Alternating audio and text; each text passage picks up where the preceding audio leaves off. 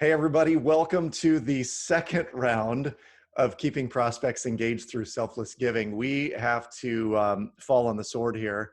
I do, not we. I'll take ownership of this. We had done this webinar a few days ago, and I forgot to hit record when we started. So I know there's a lot of people who were not able to log in due to some technical glitches, and so we wanted to make sure the recording was available for those that want to see the content. On today's webinar, you will hear from myself. I'm Adam Carroll, the co-founder of Renzo, and Chad Carden, also another co-founder of the Renzo Experience. We are architects of human capital, environments, and outcomes. And we love to work with organizations who want to build a culture that people love to come to work to. So with that, we want to speak to some of the folks out there that are in a sales capacity. We did a webinar about a week or two ago and asked, what are the topics that you're looking for? And one of the pieces of feedback we got was from a salesperson who said, I just don't know what to do in this period of time when we're stuck at home, our prospects aren't at their office. I don't want to be annoying, but I also want to stay in front of them. And so today we're going to talk about how to do that through selfless giving. The very first thing I want to mention is that much of what we're going to talk about today is from a book that Chad and I both have read, have studied, and agree in every way, shape, and form what the author has put out. Robert Cialdini wrote this groundbreaking book called Influence years and years ago, and he's still a highly sought after speaker on the topic. He talks about the law of reciprocity in the book. And the law of reciprocity is basically the idea that givers get. And in the book, Cialdini says that people are obliged to give back to others the form of behavior, gift, or service that they have received. And so what he ultimately was saying that is if you want to have influence with, or I hate to say over someone, but with someone, by giving them something of value, they feel in turn that they should reciprocate. And so there was a Mint case study in the book. And basically the case study said that a waiter had increased their tips by 3% after diners were given a free Mint. They went back and did another test, and tips were increased 14% when they were given 2 mints. And if the waiter left 1 mint with the bill and returned minutes later with the second mint, tips increased 23%. The idea being that there was some belief of value there that they should reciprocate for, and the reciprocation was in the tip itself. I think that the interesting thing about the law of reciprocity, AC, and you and I talk about this all the time, is that it's a law that works really with or without our permission. It's like the law of gravity. Whether I believe the law of gravity or not, it's still in place. It still works. And so the law of reciprocity is forever present.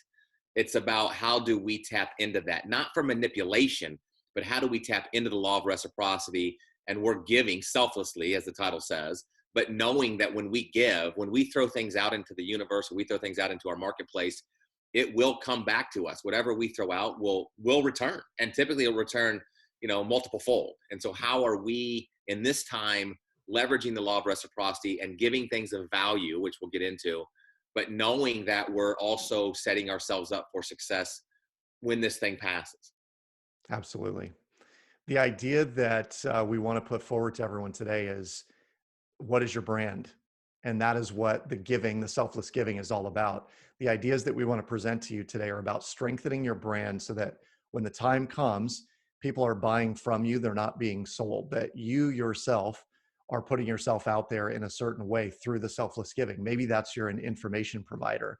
Maybe it's that you're someone who does copious amounts of research for your prospects or clients and presents that to them because of the tremendous value that it adds to their life. I want you to remember one thing, that your prospects and your clients buy the salesperson before they ever buy the company, the product, service, or the price. And this came straight out of a book called Action Selling. And in Action Selling, the author of that, Dwayne Sparks, talks about the idea that many salespeople skip right over what he calls Act 1 in the sales process. And Act 1 is selling yourself, selling the salesperson before they ever buy the company. That can be done in this day and age, particularly during this period of time, through selfless giving. The key to that too is I just want to throw this out there at the beginning of this thing, is we are all selling something. And so Adam and I are not trying to twist this, but I think the key is people love to buy, but they hate to be sold or hate to get sold.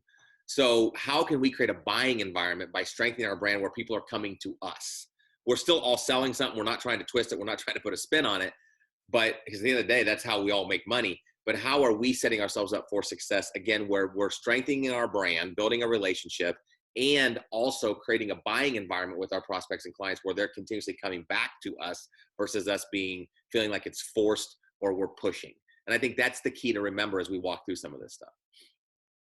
Yeah, I love it. So we want to provide information today that's current and relevant, particularly for our prospects, for our clients. I mean, candidly, to be very upfront, Chad and I are doing this on a regular basis. We're putting together webinars and group coaching calls and things that are meant to be a value add to share that that is who we are. We want to build our brand through these kinds of recordings.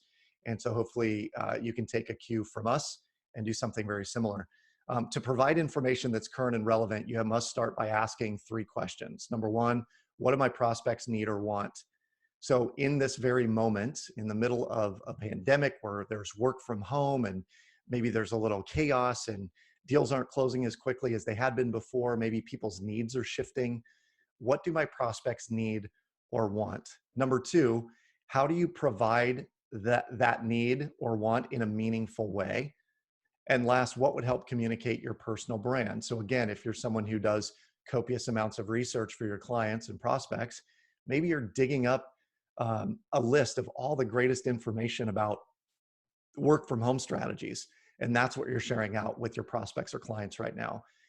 I know I got a number of emails in the last couple of weeks about the payroll protection program from friends of mine, potential clients, my potential people that I might be a prospect of, that sent me a breakdown of how to apply for the PPP program and everything I needed to know about it. Now, I know they were just adding value, but it was really helpful for me to get the links that they had already done the research on. So when you ask, what would help communicate my personal brand, start to align your messaging and your selfless giving with what is congruent and intentional with your brand. I think that this is key. I think this is, again, like act one, this is step one. Because if you don't have clarity around this and there's not a real purpose on what you're throwing out there, it could actually have an adverse impact of what you're trying to accomplish. So we're not just throwing stuff out there to throw stuff out there, but we're really being intentional about what does the market need from me or want, and how can I provide it in a way that adds value on both sides. That's key before you start throwing out information. Love it. So here's the deal. We want to be visible while adding value. And obviously there's a lot of different ways to do this. So if it is providing information, which is probably the easiest way of being a selfless giver, it looks like webinars like this. Sharing a link like this with prospects or clients of yours might be helpful if you found it helpful. Videos that you found online, tutorials for a product or service that you offer. It could be resource lists like the payroll protection program resources that some friends of mine have sent out. Podcasts. And one of the things around podcasts is there are literally 10,000 hours, more than that. There are thousands and thousands and thousands of hours of podcasts out there. And to sift and sort through them can be a challenge. So what I appreciate is when someone sends me a link to a podcast and says, I was listening to this podcast and thought of you specifically around the 12-minute mark, because then I know they're listening for me, and I can short circuit a little bit how much time I'm going to spend within that piece of information. And then last but not least, don't underestimate the power of drop shipping a book from Amazon to a prospect of something that you recently read that's business related or not, that might help them in this particular situation. And last but not least is just letting them know that you're available if they need guidance. You know, we have some clients in the IT and telephony business.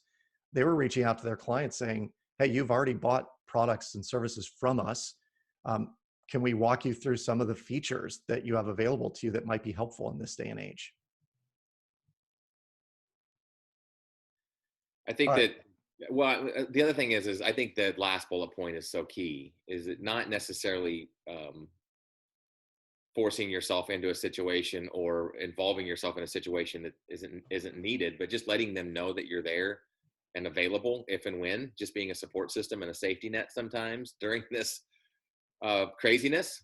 I think that could be tremendously valuable.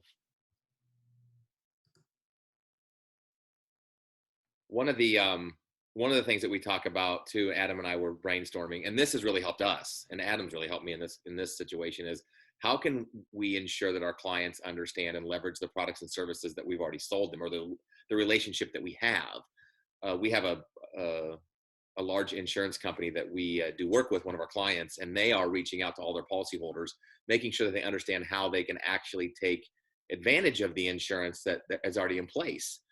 Like telemedicine, this telemedicine overnight became, you know, mainstream and became front and center. Well, this particular insurance company happens to cover telemedicine underneath their insurance policies, so they're reaching out and just making sure that people understand teleconferencing. Adam mentioned that managed services.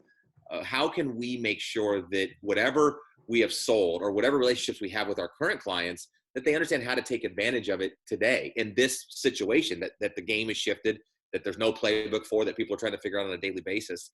For example, with Renzo, what we're doing is, you know, with our executives and some of our leaders, now more than ever, they need guidance and support and ideas, and maybe just an ear for some, so they can vent. And so we're making sure that they know we're available, and the services that we already have with them, they can take advantage of in this time. It doesn't have to stop. So don't put things on pause if your products and services can really be of value. It's not about the value that your products and services bring. It's making sure that they understand that value and they leverage that value during these times.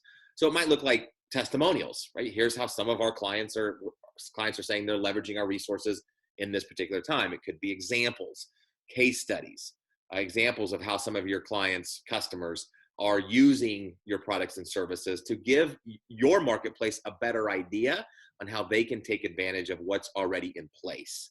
Don't underestimate the power of that. Don't think that we just have to set ourselves up for new relationships. How are we leveraging our current relationships and making sure that they're taking advantage of everything that's, you know, we've already put in place for them? Yeah, one of those things right now in a time of kind of chaos and dare we say crisis, it's actually a great time to deepen the relationship with certain clients that you already have by being a resource. They're spending money with you. They're already buying products and services. How do you deepen the relationship that you already have with them by adding value and helping them understand how to best utilize what they've purchased? We could plant seeds for them. This is another way of adding value. And I found this image, Chad. I liked it. This dude is definitely having a virtual coffee. That was the whole point of it. But you could set up virtual coffees. We've done this with 2 or 3 clients now that we just felt needed to meet each other. So we set up a Zoom chat. You could do a Google Hangout. You could do a Microsoft Teams meeting, but set up a virtual coffee between 2 or 3 people. These are networking opportunities, and we should not overlook the fact that networking opportunities still exist. We still need to leverage them. We're obviously leveraging them in a different way today. Candidly, for me, I spent a lot of time, Chad, I know you did too, in coffee shops doing face-to-face meetings and having conversations. I have actually found that I've been more intentional and efficient with my time when I'm setting up back-to-back Zoom meetings for networking and sales opportunities, because I'm not driving to and from, and I'm not spending what should be a 30-minute coffee turns into an hour and 15-minute coffee. It's like, I know I have 30 minutes. Here's what I want to chat through. How are things for you? Let's get down to brass tacks and move on. But they are great networking opportunities, and we can take advantage of this time that we're in. And last but not least, planting seeds for your prospects around upcoming online trainings or certifications that your organization, or an organization that may be parallel with yours is offering. You know, a lot of our clients have people that are working from home, and they have candidly some time on their hands. And so we've said this is the time to skill up, to get recertified, to get their continuing ed hours in. So if you're alerting people to those opportunities, that's just another way of adding value. And for some people, that just means a leader might be able to direct some of their direct reports how to use their time effectively. And that's going to be helpful for them in the long run. You introduced this to me, AC, and one of the things that I'm taking advantage of is just connecting people. That idea that when we were when we were talking about this and brainstorming it, and you talking about this virtual coffees, it's been incredible about people that I just needed to connect. Again, just creating a stronger network And people are so open these days to 15, 20 minutes, 30-minute virtual coffees just to meet each other and connect. And then I just get out of the way. And I don't know what's going to happen from it, but I know I need to connect these people for a while. And that's added tremendous value. I can't tell you how many times, I've got an email or a text back saying, hey, thanks for setting that up. Thanks for introducing me to that person. I appreciate it. And again, those are just things that we're planting seeds for them moving forward on how we can help them, after this thing is gone, whenever the heck that is. Absolutely. There's a book by a guy named Keith Ferrazzi called Never Eat Alone. And in the book, he basically said, I realized that every day I go have lunch, other people are going to have lunch. Why not invite someone new to lunch every day of the week in order to build my network and my business? And I believe it was in that book that he talked about one of the most successful life insurance salespeople in New York City would invite two individuals to lunch, so himself and two others. And then when everyone showed up, he'd say, well, the reason I called everybody here is you two need to meet. I've gone ahead and taken care of lunch and you're on your own. And then he would set up these meetings that were very intentional. I think we can do that today in this day and age. We can set up virtual lunches. We could put 2 or 3 people in a room together and 2 people that need to meet. And it provides a unique networking opportunity. It adds value for you. And we're expanding our network while we're all stuck at home at this point in time. So planting seeds. Another idea is surveying your clients and sharing the data. One of our clients gave me this idea, and it's really, really effective. But the idea is to send a short but meaningful survey questionnaire that could be work related, it could be fun. My particular client does things that are more work related, but a fun survey might be the 3 top tips for working from home, or 3 things you miss about going to work every day. Then you're going to summarize the data and send the results to everyone on your list. Again, going back to that idea of, does it build your brand? If your brand is fun and whimsical, and you know that you're going to go golfing and have happy hours with people, something that's more fun and lighthearted would be in line with your brand. If you're more of the research oriented person, then doing some research about what are the IT resources that your company is using most to create more effectiveness, and you're sending that out. Well, you might be introducing new resources to your prospects that they've never thought of before. It just happened to us recently with a client. I introduced 2 or 3 different software programs they'd never heard of and hadn't been using. So they're starting to use those. So send the results to everyone on your list. An example is, this client of mine does a salary survey of everyone in his industry. He compiles all the data and then he sends it out to his prospects and clients. And it adds value. He doesn't ask for anything in return. But using that law of reciprocity, people feel compelled to buy something from him, whether that be a future training or access to his membership or what have you. He's providing this really valuable content through the use of a client survey.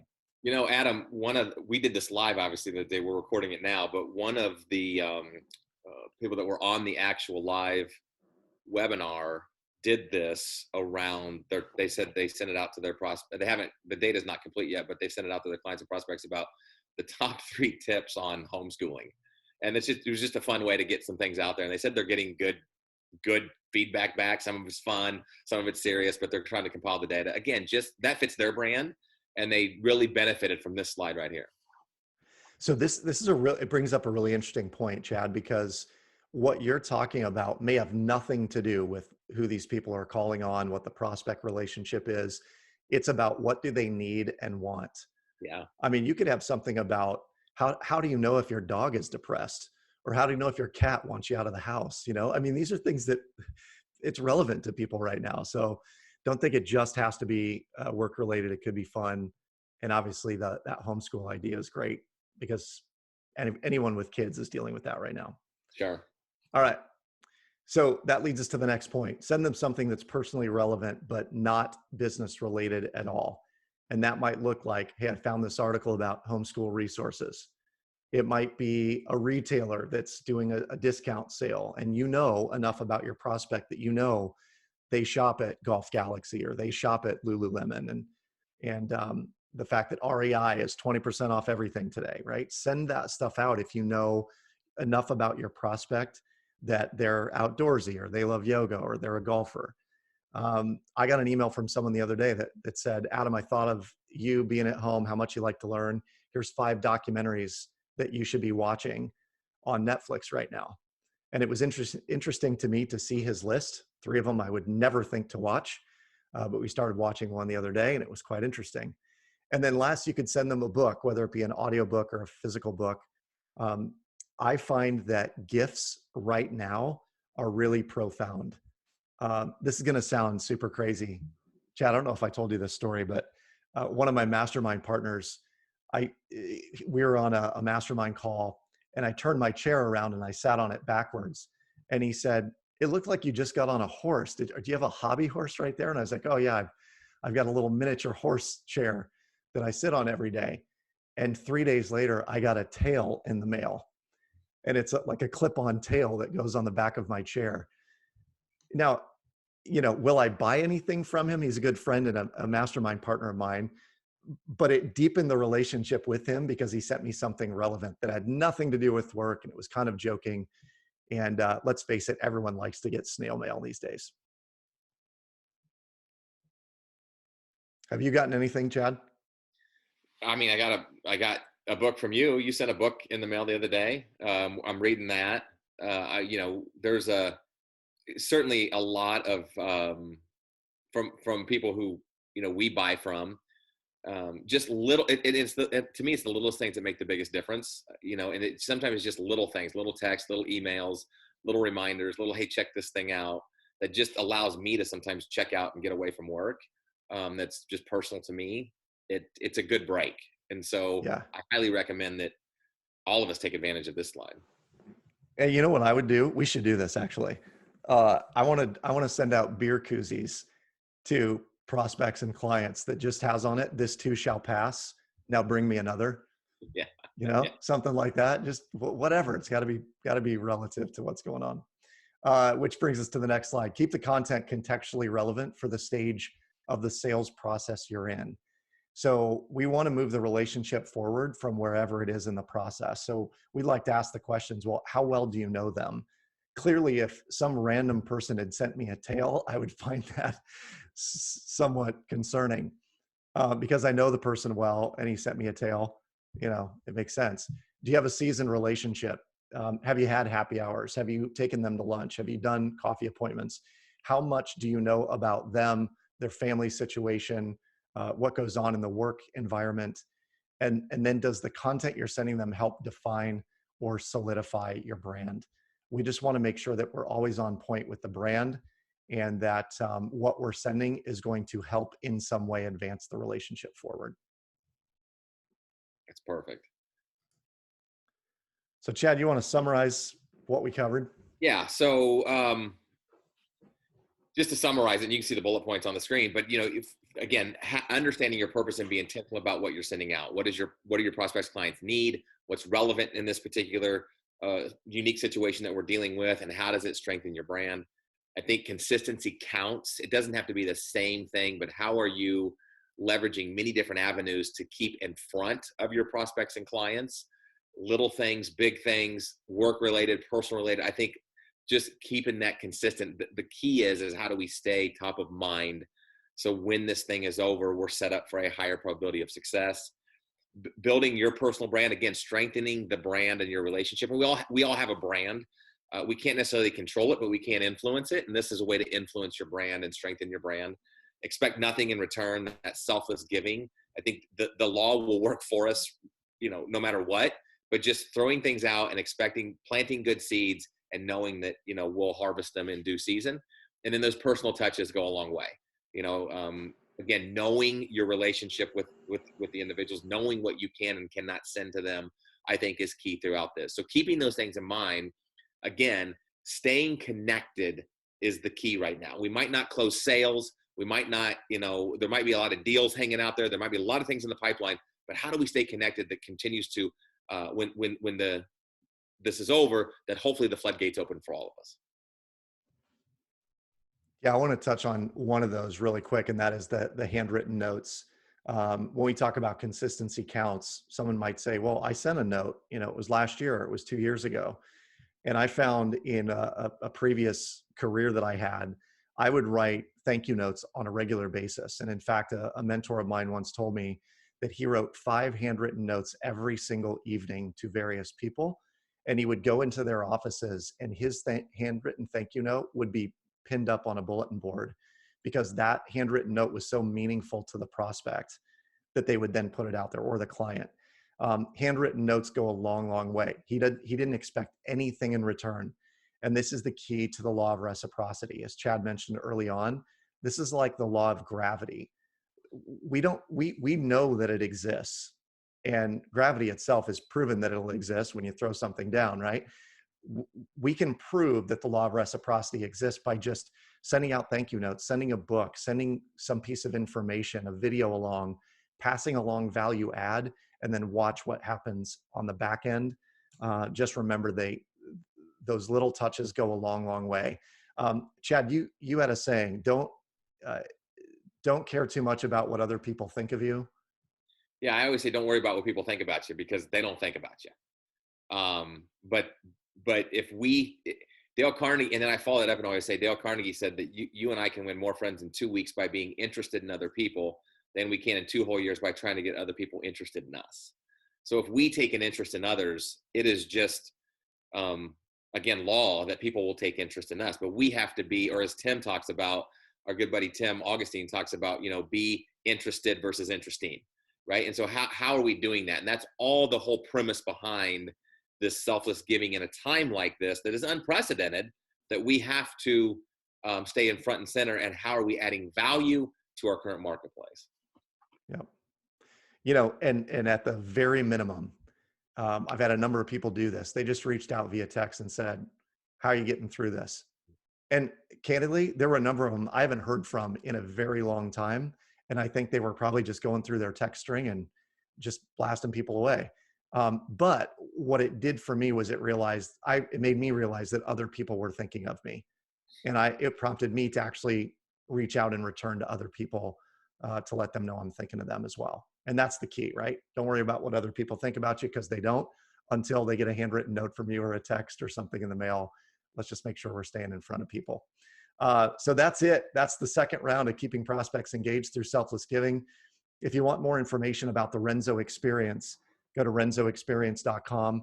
Chad and I love just to talk to business owners and sales managers, leaders within organizations, about how to build a culture that people love to come to work to. We're in the people business, and we love helping businesses thrive by leveraging and engaging their highest asset, and that is the people that work for you on a daily basis. So thanks for joining us, and we'll see you on the next webinar. See you guys.